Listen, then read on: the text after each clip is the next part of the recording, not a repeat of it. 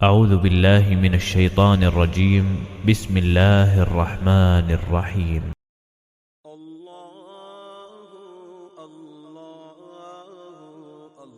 ایک دن حضرت صلی اللہ علیہ وسلم لوگوں میں تشریف فرما تھے کہ آپ کے پاس ایک شخص آیا اور پوچھنے لگا کہ ایمان کسے کہتے ہیں؟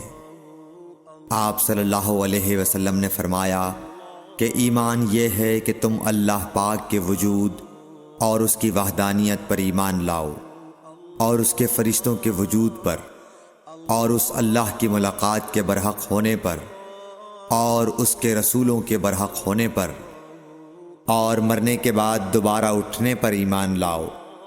پھر اس نے پوچھا کہ اسلام کیا ہے؟ آپ صلی اللہ علیہ وسلم نے پھر جواب دیا کہ اسلام یہ ہے کہ تم خالص اللہ کی عبادت کرو اور اس کے ساتھ کسی کو شریک نہ بناؤ، اور نماز قائم کرو، اور زکوٰۃ فرض ادا کرو، اور رمضان کے روزے رکھو۔ پھر اس نے احسان کے متعلق پوچھا۔ آپ صلی اللہ علیہ وسلم نے فرمایا، احسان یہ ہے کہ تم اللہ کی عبادت اس طرح کرو گویا تم اسے دیکھ رہے ہو۔ اگر یہ درجہ نہ حاصل ہو تو پھر یہ تو سمجھو کہ وہ تم کو دیکھ رہا ہے۔ پھر اس نے پوچھا کہ قیامت کب آئے گی؟ آپ صلی اللہ علیہ وسلم نے فرمایا کہ اس کے بارے میں جواب دینے والا پوچھنے والے سے کچھ زیادہ نہیں جانتا، البتہ میں تمہیں اس کی نشانیاں بتلا سکتا ہوں۔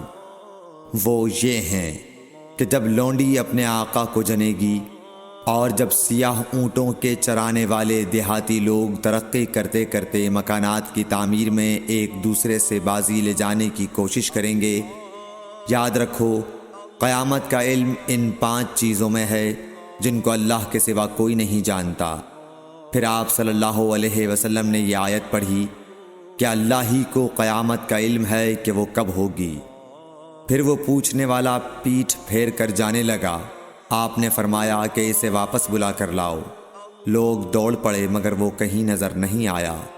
آپ صلی اللہ علیہ وسلم نے فرمایا کہ یہ جبرائیل علیہ السلام تھے جو لوگوں کو ان کا دین سکھانے آئے تھے۔